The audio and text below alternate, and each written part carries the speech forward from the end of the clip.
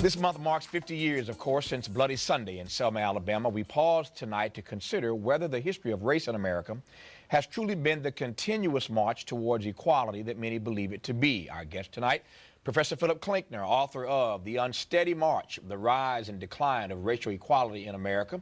Professor Klinkner, an honor to have you on this program, sir. Thank you. Glad to be here. As I mentioned, 50 years, as we all know, since Bloody Sunday in Selma, and we just saw some weeks ago the president and other American leaders in Selma to commemorate that anniversary. What's your sense of where we are in this particular moment regarding the rights and liberties, specifically of African American citizens, being protected? I think it's important to mark the 50th anniversary. It was an important milestone, but if we think that that means that all of the problems of racial equality have been fixed or are going to be fixed, we'd be sadly mistaken.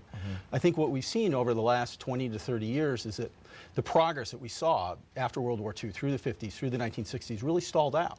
And by many measures, African Americans are no better off, and in some cases even worse off, than they were in the mid-1970s. Some places we made advances, but in other places we stalled out, and in other places we're actually behind where we were 30 or 40 years ago. I'm about to ask whether or not it's stalled out, whether, that is to say whether or not we've paused or whether or not we're engaged in all-out retrenchment. I think in many areas it is retrenchment. We're seeing a number of attacks on voting rights. American schools are now more segregated than they were in the 1970s and 1980s. Things like income and employment statistics show that for most African Americans, they're no better off relative to whites than they were, say, in the 1970s or early 1980s. Yeah. What do you make of that irony? I use irony for lack of a better term. Maybe you'll give me something better to work with. But the irony that the 50th anniversary of the Selma March, which led, of course, to the passage of the Voting Rights Act, that 5-decade anniversary happens in the era of the first African-American president, while the Congress that he has to deal with, and the Supreme Court, for that matter, has gutted, essentially, the Voting Rights Act, or at least parts of it. Right. In some ways, it's no surprise. What we saw after 1965, when Lyndon Johnson signed the Voting Rights Act, he said, we're giving the South to the Republicans for the next 50 years, and he was right. And what happened was that these civil rights advances, while they allowed great progress, while they allowed us to the point where Barack Obama could become president of the United States, they led to a backlash, and that backlash has been ongoing. In some cases, is actually accelerating. So while we do now, because of African American voting and the voting of many other racial and ethnic minorities, can elect an African-American president, what we're seeing is that whites are increasingly identifying with the Republican Party, and increasingly they interpret everything in American politics through the lens of their racial beliefs. But if America is becoming, and indeed it is, and some states have already crossed this threshold, if America is in fact becoming a nation that is majority-minority, how long does that strategy work? Well, two things can happen. One is the strategy fails because the numbers just aren't there. And maybe this is just sort of the last gasp of a dying generation that was never comfortable with a different America. But what's happened throughout American history is that many groups which were seen as minorities or second-class citizens eventually were incorporated into the larger community that was white. So the Irish became white. The Germans became an accepted minority. Italians, Catholics, Jews became accepted into the white majority. So we used to talk about a French race, we used to talk about a German race and things like that. All those groups eventually got lumped into the category white. What might happen is that groups like Asian Americans or Latino Americans would be able to assimilate into this broader sort of white or at least non-black majority, and blacks would be left behind just as they have been throughout American history. For that to happen, though, I take your point, and I'm not naive about this, but for that to happen, it would mean that the all-out war, the hostility that's now being waged against Hispanics would have to end, starting with immigration, et cetera, et cetera. Oh, absolutely. And the Republicans have really sort of cut their throat over the years by alienating all of these groups. And in some sense, an attack on one is an attack on all. Right. They seem to be, in many cases, sending a message that we don't like anyone who's not a sort of traditional white American in the party. But over time, that has to change because they'll eventually die out. Parties will adapt. Yeah. What do you make of the fact, and there are many who've made this point, including the president in his remarks, on the Edmund Pettus Bridge, some weeks back. Many have drawn the parallel between the fact that 50 years ago African Americans were fighting for their right to vote. Right. So many African Americans now do not exercise that right to vote, and clearly it's not just African Americans. Right. Americans writ large. You know, it's an abysmal turnout in midterm elections, and somewhat better in presidential years. But we're nowhere near where we ought to be in terms of the exercise of that right to vote. Let me ask this question in two parts. What do you make of that reality, where African Americans are concerned specifically, and then writ large with the demos? One of the things that you have in this country is it's just incredibly difficult to vote. We don't have the absolute barriers to voting that we saw in 1965, where people just were, by law or extra legal means, kept from voting. But we make it incredibly difficult to vote. We vote on a Tuesday when most people have to work. We have limited hours. The burden of registration is on individuals. In some states, you have to show ID. You have to find out exactly where your polling place is. So there are all sorts of barriers that keep everybody from voting. Unfortunately, these tend to impact people with low incomes, lower levels of education the most, and unfortunately that tends to disproportionately impact African Americans, poor people, Latinos, young people.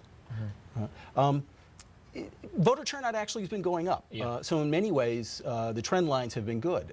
One of the sort of side effects of the parties becoming very polarized is that it gives people more of a stake in the election and they're more likely to turn out. The other thing that we have going on is it's just incredibly difficult to decide who to blame. If you're upset with the way things are going, do you blame Congress? Do you blame the Supreme Court? Do you blame Barack Obama? And we sort of divide up responsibility, unlike most other countries, and therefore it's hard for most people to figure out who they want to hold responsible to vote. Most of the time they just say, to heck with all of them, they're all crooks, and stay at home. One of the other things that we heard, for days leading up to the 50th anniversary of the Selma March was that things are so much better now than they used to be. That's the refrain. Again, the president and others like to keep, underscoring that things are better now than they used to be. And I always have a problem with that, because if you're talking about whether things are better now for black people than they were 50 or 100 years ago, I would like to believe that things are better now than they were 50 or 100 years ago. But that's not the question. The question for me is, how are blacks faring today against white folk today? Not how are black folk faring today against black folk of 50 or 100 years ago. So I think sometimes we ask the wrong question, which brings me back to your book title, The Unsteady March, The Rise and Decline of Racial Equality in America. Because this title seems to suggest to me, and the book obviously suggests, that these things are cyclical in our society. Where are we in this cycle with regard to the treatment or maltreatment of African Americans? Well, I think it all depends upon what your time frame is. Are African Americans today better off than they were 50 years ago in 1965 when they marched across Edmund Pettus Bridge? Absolutely. They have legal rights, they have voting rights in a way that they just didn't have before. And economically, they've made advances. Are they better off now than they were in, say, 1975 or 1985? That's a different question. And in many economic measures, they are, in fact, no better off, in some cases worse off relative to whites. They are more likely to be segregated in their schools. So it depends upon your time frame. And if we think that because we made progress 50 years ago that progress is continuing and will always continue, we'll be sadly mistaken. What are we missing in our conversation today about this particular group of Americans, black Americans? What are we missing in this conversation about how progress, about how change happens? One of the things we talk about in the book is that change doesn't just occur. It isn't that Americans really, really deep down believe that everybody's equal, as Jefferson wrote in the Declaration of Independence. Change has only come about when there's been these strong external pressures. The only time we made progress towards racial equality was during wars, during the Revolutionary War, during the Civil War, and then World War II and the Cold War, when basically the nation had to get its own house in order to fight these wars. And African Americans were very smart and very savvy and used those pressures from outside to leverage for greater equality. But most white Americans were either resistant to that change or were indifferent to it. And so after those external pressures go away, then the impetus or the motor for further change stalls out. And that's what we've seen over the last 30 or 40 years. Maybe something will come along that's different than it was in the past. Maybe the fact that these changes, many of them are cumulative, will sort of take us up to the point where change can continue to progress. But right now, most white Americans are, as I said, at best indifferent to the cause of African American equality, and equality for all groups, really. So you can take this any way you want to take it. War is not the answer. Right. Take it any way you want to take it.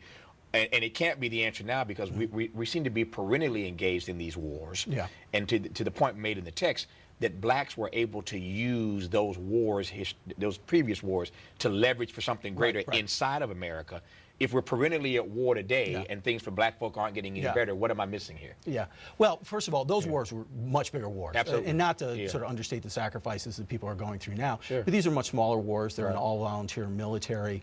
They just don't sort of put the pressure on us the same way that, say, the Soviet Union, that we were worried any day was going to invade Western Europe or launch nuclear weapons against us, or World War II when we're fighting against the Japanese and the Germans.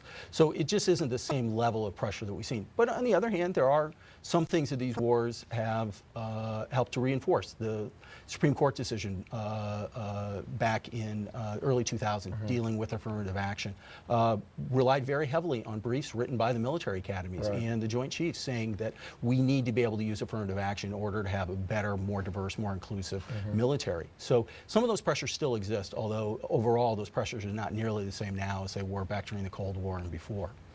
So here we are 50 years after Selma, 50 years after Civil Rights Act, 50 years after Voting Rights Act, 50 years after the March on Washington. It's as you know, we're in a period right now where we're celebrating a number of these 50th anniversaries.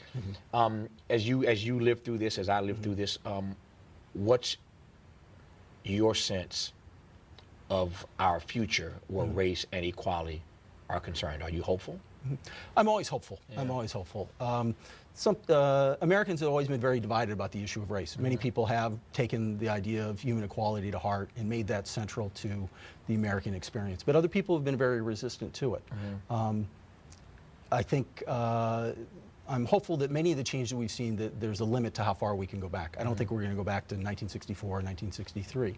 At the same time, I'm very worried that many people are sort of complacent. You hear this all the time. Well, Barack Obama got elected president, so therefore the racial issue is now history. But we know it's not, and there's a lot more to be done. Yeah. I started our conversation tonight referring to this text as a classic text. I believe it is and will be for years to come. It's called The Unsteady March: The Rise and Decline of Racial Equality in America. It is a cautionary tale. I think the book is a cautionary tale for what is to come or not come in the years ahead if we aren't clear about how these kinds of changes take place and in our country. Professor Klinkner, good to have you on the program. Thanks for the book. Thank you very much. Good to see you. Up next, the conversation with author T. Geronimo Johnson. Stay with us.